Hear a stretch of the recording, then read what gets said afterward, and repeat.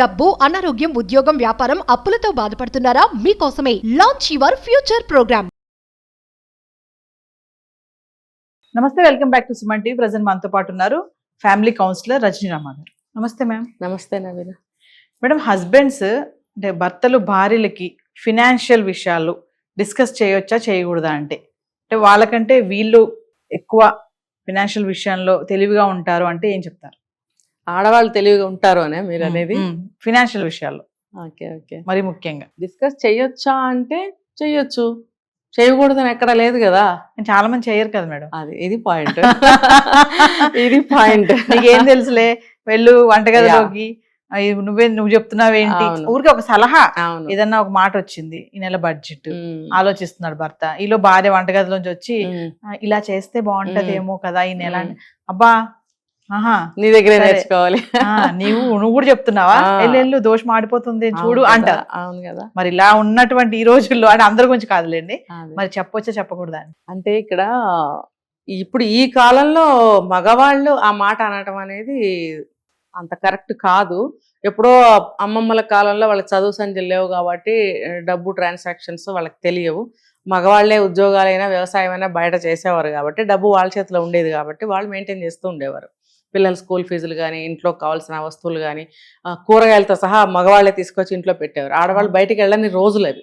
ఇప్పుడు అలా లేదు. అందరూ ఎడ్యుకేటెడ్సే, అందరూ కూడా జాబులు చేస్తున్నారు. ప్రజెంట్ అయితే అందరూ జాబులు చేస్తున్నారు. అయినా సరే లేదు, వైఫ్ అండ్ హస్బెండ్ జాబ్ చేసినా కూడా వైఫ్ కి ఫినాన్షియల్ పర్మిషన్ లేదు. కొంతమంది ఉన్నారు, చాలా మంది షేర్ చేసుకుంటారు. అంటే ఎంత ఉద్యోగం చేసినా ఈవెన్ పాకెట్ మనీ కోసం కూడా హస్బెండ్ అడగాలి అనే వాళ్ళు కూడా ఉన్నారు. అది పాపం చాలా దారుణమైన స్థితి, చండాలంగా ఉంటుంది. ఇంకా ఫినాన్షియల్ డిస్కషన్ అంటారా మరి? అదే కదా. అంటే ఇప్పుడు అమ్మమ్మల కాలం అని చెప్పా కదా నేను ఇందాక, ఆ అమ్మమ్మ కూతురే ఇప్పుడున్న పిల్లకి అమ్మ. అవును, ఆ అమ్మకి ఏం నేర్పుంటుంది కదా. మరి ఈ ఈ కూతురికి ఏం నేర్పుంటుంది? అమ్మకి ఏం నేర్పిందో అమ్మ కూతురికి అదే నేర్పుతుంది. ఎందుకంటే ఆ అమ్మకి తెలిసింది అదే కాబట్టి ఖచ్చితంగా ఈ కూతురికి అదే నేర్పుతుంది. ఈ కూతురుని చేసుకున్న అబ్బాయి అంటే వీళ్ళు ఎంగేజ్లో ఉన్నారు. ఎంగేజ్లో ఉన్నప్పటికీ కూడా అమ్మమ్మ నేర్పింది అమ్మకి, అమ్మ నేర్పింది కూతురికి.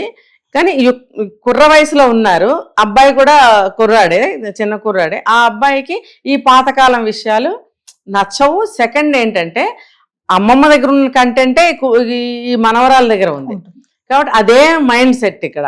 కాబట్టి ఈ అబ్బాయికి అది మ్యాచ్ అవ్వదు. అబ్బా ఈ అమ్మాయికి చెప్పలేం లేదంతా అనుకుంటాడు. డబ్బు విషయం కూడా అలాగే. ఇప్పుడు డబ్బు విషయం ఎందుకు నేను ఇలా చెప్తున్నానంటే, ఒకవేళ అమ్మమ్మ దగ్గర ఎంతో కొంత నగల రూపంలో కానీ, కాస్త కోస్త డబ్బు రూపంలో కానీ, ఏదైనా ఒక వస్తు రూపంలో కానీ ఆవిడ దగ్గర ఉందనుకుందాం, ఒక సమ్ ప్రాపర్టీ. ఆవిడ దాన్ని ఎంతో జాగ్రత్తగా, చాలా జాగ్రత్తగా దాన్ని కాపాడి కూతురికి ఇచ్చింది అనుకుందాం. ఇక్కడ మనం ఇలా మాట్లాడుకుందాం. ఇచ్చిందనుకోండి, ఆ కూతురు కూడా దాన్ని ఎలా దాయాలా అనేదే తెలుసు ఆవిడికి. ఫర్దర్గా దాన్ని ఎలా ఏం చేయాలనేది తెలియదు. దీన్ని ఎలా దాయాలి అంటే ఇప్పటికీ కూడా ఒక కారు, ఒక ఇల్లు, కొంత నగలు, కొంత డబ్బు ఉండాలి అని మాట్లాడతారు. ఇది ఎక్కువ ఆడవాళ్ళ దగ్గర నుంచి వస్తుందని అనలిస్టులు చెప్తున్నారు. ఆడవాళ్ళు అడిగితేనే ఇల్లు కొంటారట. నాకు తెలియదు ఈ విషయం, మరి కొత్తగా నేను విన్నాను. మరి మేబీ అట్లా ఉంటుందేమో మరి ఆడవాళ్ళ మెంటాలిటీ.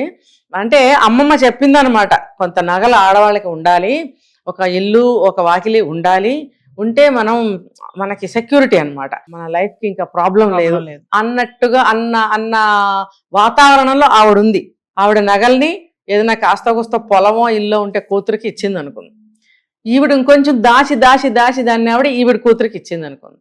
ఇప్పుడు ఈ మనవరాలు ఏమనుకుంటుంది, అమ్మమ్మ దగ్గర నుంచి వచ్చింది ఈ ఆస్తి, దీన్ని ఇంకా కాపాడాలి అలాగనమాట. అంటే ఈ ఆడవాళ్ళు చాలా జాగ్రత్తగా దాయటం వరకే వాళ్ళ మైండ్ సెట్ ఫిక్స్ అయి ఉంటుంది. కానీ ఫర్దర్గా దాన్ని ఎలా పెంచితే ఎలా ఉంటుంది అనే ఆలోచనలు చెయ్యరు అని చెప్తున్నారు. అంటే ఇప్పుడు చూడండి, మీ దగ్గర 1,00,000 రూపాయలు ఉన్నాయి, పరిగెత్తుకెళ్ళి మనం ఏం చేస్తామంటే గోల్డే కొనాలని చూస్తాం. కానీ ఆ 1,00,000 రూపాయలు ఇంకో విధంగా ఏం చేయొచ్చు అనే ఆలోచన చేయరట లేడీస్. అలాగే ఏదన్నా ఒక స్థలం కొందాము, లేకపోతే ఒక ఇల్లు కొనేద్దాము అని అంటారని. అంటే ఫర్దర్గా దాన్ని ఎలా ఏం చేయొచ్చు అనేది వాళ్ళకి తెలియదు. దాన్ని ఎలా మేనేజ్ చేయొచ్చు, ఆ ఆస్తిని ఇంకొంచెం ఎలా పెంచొచ్చు అనేది వాళ్ళకి తెలియదు అని చెప్తున్నారు అనలిస్టులు. చాలా మంది అంటా ఉంటారు కదా, ఆడవాళ్ళు మగవాళ్ళ కంటే ఈ ఫినాన్షియల్ మ్యాటర్స్ లో బాగా ఆరితేరు ఉంటారు, తెలివిగా వ్యవహరిస్తారు అంటారు. అంటే కొన్ని కుటుంబాలు చూస్తా ఉంటాం, భర్త అంటాడు సరదాగా, సరే ఈ నెల నుంచి నువ్వు చెయ్యి, బడ్జెట్ చూస్తా, ఎట్లా మెయింటైన్ చేస్తావు, పాల bill, paper bill, school fees, ఇంటి రెంట్ అన్ని నువ్వు గట్టి చూడు, ఎట్లా మెయింటైన్ చేస్తావు చూస్తా అంటారు, కానీ ఇవ్వరు. ఇక్కడ మహిళలు కూడా అంటారు, నాకు ఇచ్చి చూడండి, నేను చేస్తా కదా, మెయింటైన్ చేస్తా కదా అంటారు. ఎందుకు అంటారు, ఎందుకు ఇవ్వరు వీళ్ళు వాళ్ళ చేతిలో? ఎందుకు ఇవ్వరు అని అంటే వాళ్ళ ఆధిపత్యం పోతుందేమోనని భయం మగవాళ్ళకి. రెండోది ఏంటంటే ఆ ఆడవాళ్ళు ఫైనాన్షియల్ గా వాళ్ళకి రాదు అని చెప్పి ఒక గట్టి నమ్మకం వాళ్ళకి.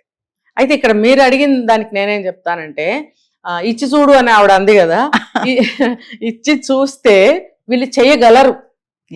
కానీ ఎందుకు చెయ్యరు? వాళ్ళ మైండ్ ఇక్కడికే ఫిక్స్ అయి ఉంది. దీన్ని ఎలా దాచిపెట్టాలి, దీన్ని ఎలా పెంచాలి అనే వైపుకి వెళితే కనుక మగవాళ్ళకంటే ఆడవాళ్ళు చాలా బాగా డెవలప్ చేయగలుగుతారు. ఆ డబ్బుని ఇంకా బాగా ఇంక్రీజ్ చేయగలుగుతారు. ఆర్థిక లావాదేవీలు ఏవైనా సరే సమర్థవంతంగా చేయగలుగుతారు. ఇప్పుడు ఒకప్పుడు మాతృస్వామ్యం అని నడిచేది, అప్పుడంతా స్త్రీ స్వామ్యమే కదా, వాళ్ళ చేతుల మీద నడిచింది కదా. మరి కానీ అవన్నీ కాలంలో కలిసిపోయాయి. ప్రజెంట్ అవి ఏమి ఎవరికి తెలియదు కూడా అలాంటివి. ఏంటి మాతృస్వామ్యం అని ఇప్పుడు ఎవరన్నా వింటే అనుకోవచ్చు కూడా. కానీ ఆ మైండ్ సెట్ లో ఉన్నారు ఒక కాలంలో. తర్వాత కాలంలో మార్పులు వచ్చాయి. అంతకు ముందు కాలంలో ఎలా ఉన్నారో మనకు తెలియదు. ఇట్లా మార్పులు జరుగుతూ వస్తున్నాయి కాబట్టి మగవాళ్ళకి ఏంటంటే నమ్మకం ఉండదు ఆడవాళ్ళ మీద. అమ్మ వీళ్ళకి డబ్బు చేతిలో పెడితే నాశనం చేసేస్తారు, చీరలు అంటారు, నగలు అంటారు, అదంటారు, ఇదంటారు అని అనుకుంటారు. ఆడవాళ్ళు ఏమనుకుంటారు, మొగుడు చేతిలో డబ్బు ఉంటే నాశనం చేసేస్తాడు, ఎవరికైనా అప్పిచ్చేస్తాడు, లేకపోతే అలవాట్లకు అలవాటు పడతాడు, మేమే దాయగలం అని చెప్పి గబగబా ఇల్లు కొను, ఒక వాకిలి కొను, పొలం కొను, స్థలం కొను అని అంటారట. అంటే ఈవిడ మైండ్ సెట్ ఇక్కడే ఉంది. కానీ వీళ్ళకి ఏంటంటే ఒక మార్పు అనేది వీళ్ళకి పరిచయం చేయాలి. ఎంత చదువుకున్నా ఎంత సంపాదిస్తున్నా సరే ఆడవాళ్ళ మైండ్ సెట్ అలా ఉంటుంది కనుక వీళ్ళకి కొత్త విషయాల్ని పరిచయం చెయ్యాలి. మనీ పరంగా చేసినప్పుడు ఒక అనుభవాన్ని వీళ్ళకి ఇవ్వాలి. అంటే ఇచ్చి చూడు అన్నప్పుడు కొంచెం ఇచ్చి చూడాలి. ఇచ్చి చూడటం కాదు, ఇచ్చి వాళ్ళకి గైడ్ చేయాలి. గైడ్ చేసినప్పుడు ఏమవుతుందంటే ఆ మనీ ఇన్వెస్ట్మెంట్ అనేది వాళ్ళకి తెలుస్తుంది. అంటే డబ్బుని ఎలా మనం పెంచుకోవచ్చు, అంటే ఇది మళ్ళీ బిజినెస్లోకి వెళ్ళిపోతుంది. అంటే ఇప్పుడు మన బంగారం విషయంలో కూడా అదే చెప్పుకోవచ్చు. మొన్న కూడా నేను ఇదే చెప్పాను, మనీ మీద ఇన్వెస్ట్ చేయొచ్చు. ఎలా అనేది దానికి వేరే ఉందనుకోండి. ఇప్పుడు ఆడవాళ్ళు విషయం ఇలా వచ్చేటప్పటికి వీళ్ళకి ఇచ్చి చూసినట్టయితే ఆర్థిక లావాదేవీలు కూడా చాలా బాగా చేయగలుగుతారు.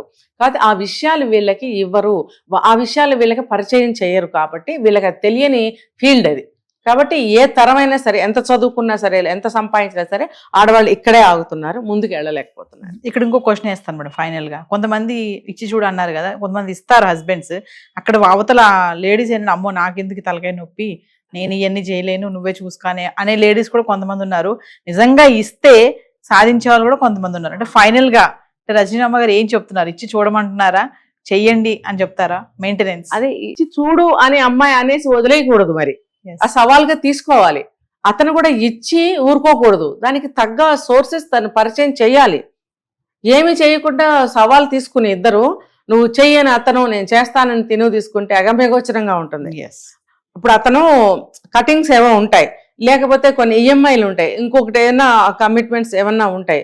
ఇంటి వరకు అయితే తను చూసుకోగలుగుతుంది, కానీ ఆ పరంగా తను చూడలేదు అని చెప్పి చాలా మంది మగవాళ్ళు ఇంటి వరకే ఖర్చులకే ఇస్తారు. నేను చెప్పేది అదే, అక్కడే ఆగిపోయింది స్త్రీ యొక్క ఆలోచన. ఇవన్నీ నువ్వు పరిచయం చేసినట్టయితే, అంటే అఫ్కోర్స్ అది ఆఫీసు వైపు నుంచి అవన్నీ ఆఫీస్ వాళ్ళు చేసేవి, అతను చూసుకునేవే. కానీ మిగతావి మీరు అన్నట్టు కొంతమంది స్త్రీలు ఉన్నారు, అన్నీ కూడా నా లోన్స్ కట్టాలా, ఈఎంఐ కట్టాలా, లేకపోతే ఎవరికైనా ఒక చారిటీ వాళ్ళకి ఇవ్వాలి, ఇవన్నీ కూడా లేడీస్ చూసుకునే వాళ్ళు కొంతమంది ఉన్నారు, లేకపోలేదు. ఫైనాన్స్లో ఇప్పుడు ఇంకొక పాయింట్ కూడా నేను విన్నాను, ఫైనాన్స్లో వర్క్ చేస్తూ కూడా ఈ ఫైనాన్షియల్గా వీళ్ళు ఏమీ చేయలేరు అనేటువంటి ఒక మాట వచ్చింది. ఎందుకంటే దానికి కూడా ఇదే రీజన్, వాళ్ళకి అందులో ఒక అనుభవాన్ని ఇవ్వటం కానీ, అందులో ఆ విషయాలు పరిచయం చేయటం కానీ జరగలేదు. జరిగినట్టయితే ఖచ్చితంగా చేయగలరు, ఖచ్చితంగా ముందుకెళ్తారు. నేను ఇచ్చే అడ్వైస్ కూడా ఏంటంటే ముందుకెళ్ళమనే చెప్తున్నా. ఖచ్చితంగా చెయ్యగలరు, మీరు ఇవ్వరు. ఏంటంటే ఒకటి నమ్మకం లేదు, రెండోది మీ ఆధిపత్యం పోతుంది, మీరు చేతకాని వాళ్ళ కింద మీరు ఫీల్ అవుతారు. ఆడది డబ్బు కనుక మెయింటైన్ చేస్తే మేము పనికిరాని వాళ్ళమా, మేము దేనికి పనికి రాకుండా అయిపోయామని ఫీల్ అయిపోతారు వాళ్ళు. సో అందుకని ఆడవాళ్ళకి అలా వాళ్ళు ఇవ్వరు, పరిచయం చేయరు. Thank you.